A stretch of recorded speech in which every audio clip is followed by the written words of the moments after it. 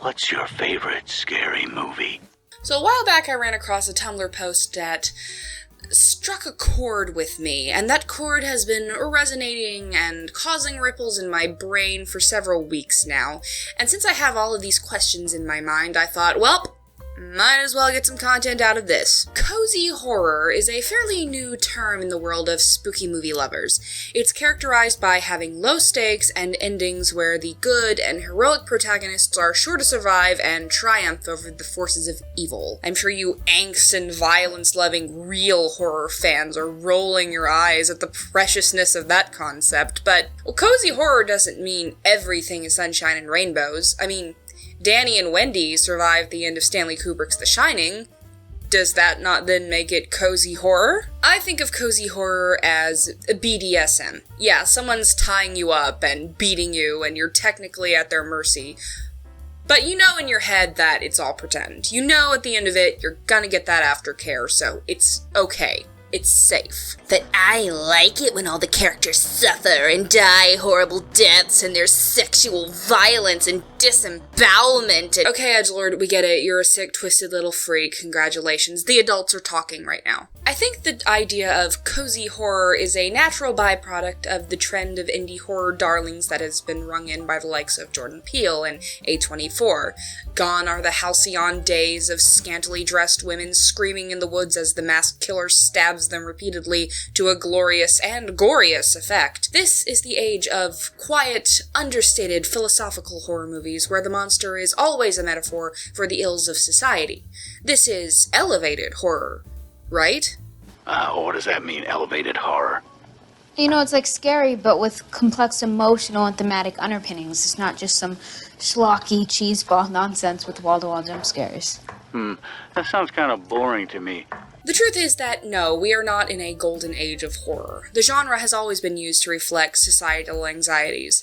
Horror is almost always a product of the zeitgeist of the time. The reason we think of this current trend of horror as elevated is because it's speaking to what we as a people are collectively experiencing at the moment. Due to the pandemic and the tanking economy and political unrest, we are currently living through a time where anxiety and hopelessness and loneliness are very prevalent. We have an awareness for mental health that we have not historically had until very recently, for example. So a lot of current horror projects are about trauma and childhood trauma and the trauma of being a parent and more trauma. It's a lot of trauma. Now, a lot of people use fiction as a means of escapism. For instance, wasn't it nice when we forgot about how shitty the world is while we put on all our pink stuff to see Barbie and we got to regress back to childhood for a couple of hours? Wasn't that nice? I guess not if you're Ben Shapiro. This movie is not just a piece of shit. This movie is a flaming piece of dog piled atop an entire dumpster on fire, piled atop a landfill filled with dogs. But sometimes fiction isn't about ignoring the awful. Sometimes it's about feeling like someone is reaching out to you through the screen or the page or the headphones and saying, hey, I get it. I'm going through it too. You're not alone in this. And I think that's the cozy that people are talking about. But some people don't seem to get that. Some people watch horror movies for the reason that I do not get on roller coasters. Some people like the adrenaline rush. Some people like the feeling of being unsafe. And that's fine for them. There's no wrong way to consume media.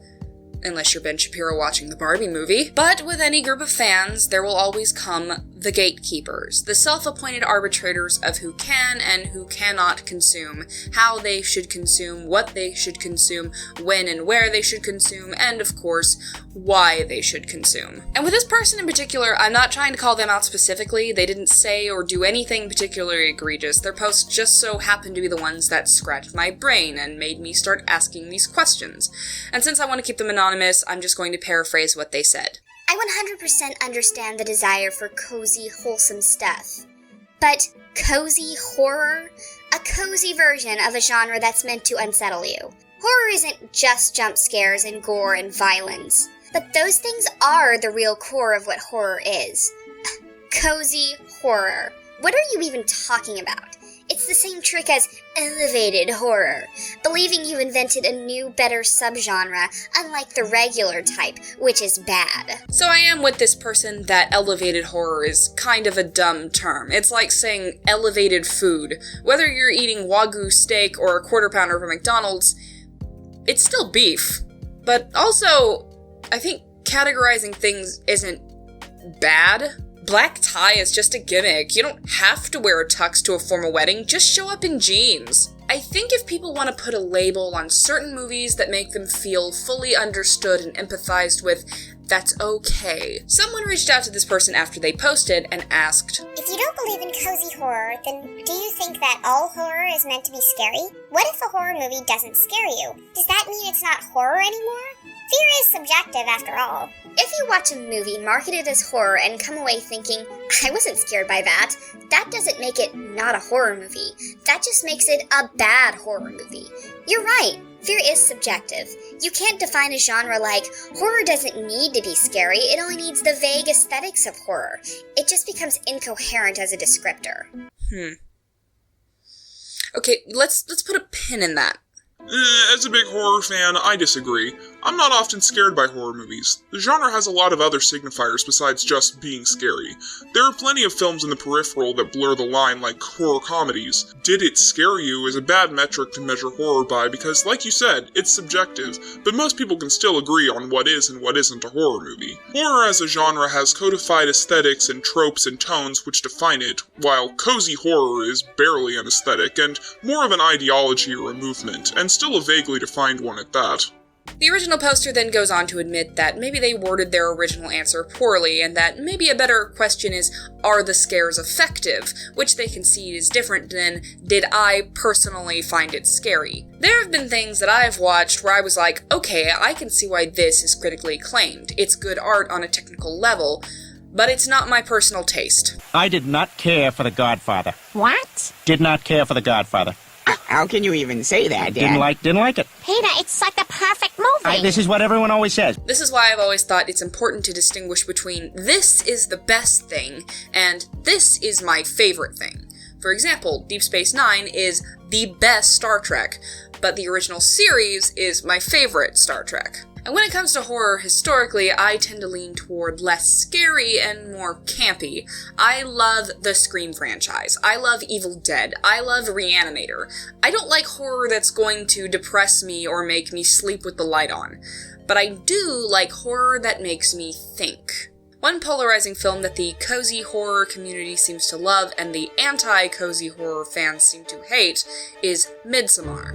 It's a movie that gets wildly misinterpreted, but I think its interpretations also get misinterpreted. The film is about this extremely depressed girl whose whole family dies while she's in her last year of college, and she doesn't seem to have a support system apart from her mediocre boyfriend, who wants to break up with her, but if he dumped her now while she's going through something so traumatic, he would look like the bad guy, so he stays with her. So she goes on this trip with them to Sweden, where there's this Amish community that's holding a spring festival that happens once every 90 years, and when they get there, yep, it's a death cult. But Danny ends up getting drawn in and welcomed, building a new family from the villagers, and it culminates with her being crowned queen of the festival and watching impassively as her boyfriend and all his friends burn in ritual sacrifice. Some people have interpreted this movie as a girl boss film. And they would be wrong. Like, the fact that there are no people of color in this community, and they target Danny, a pretty blonde-haired white girl using classic isolation tactics like love bombing, is not accidental. This is a white supremacist cult. And don't try to tell me it's just because there's not that many Swedes of color. That's some bullshit. However, people shriek that anyone who even tries to explain that they understand how Danny could fall into the cult failed the litmus test and is susceptible to cult tactics, when in fact, understanding how cults manipulate vulnerable people is the exact opposite of being susceptible. Like, yeah man, there are some bad white feminist takes on this movie, but I'd say the majority do understand the core message of the film. They probably got it right around the time the old man got his skull smashed in with a mallet. His head exploded.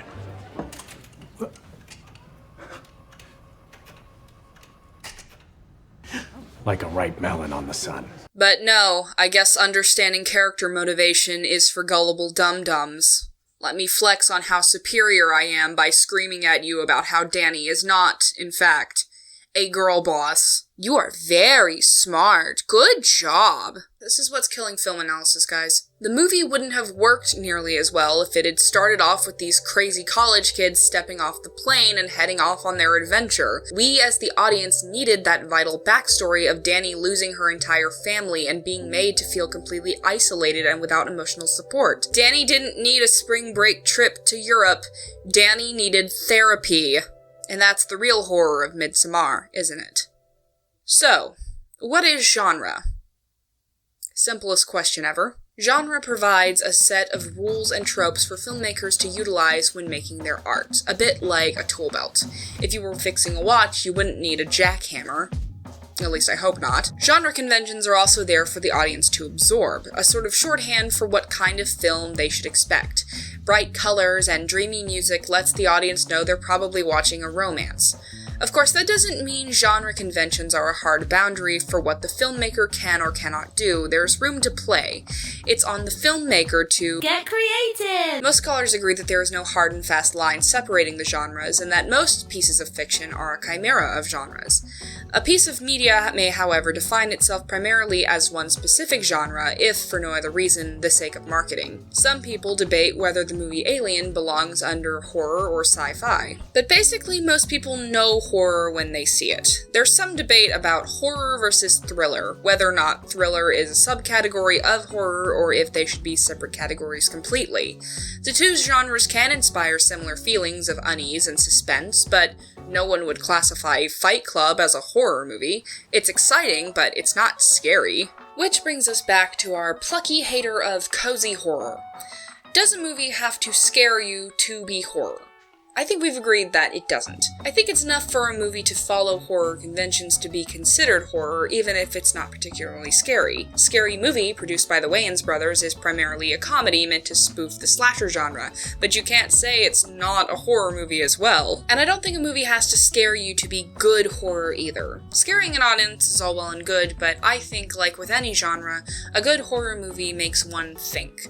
That's why Jordan Peele's oeuvre is so lauded. His movies challenge the audience, particularly the white audience, to reflect on issues of race and class. Nope especially explores themes about how black people have historically been made into spectacle by white Hollywood while being stymied from making upward mobility in the industry. And if you're just here for the blood and guts, I'm more than willing to sit down and watch the Re-Animator trilogy with you. Yes, even beyond Re-Animator, anyone who skips beyond is a coward and a fool. It's not as good as the first two. I don't give a shit.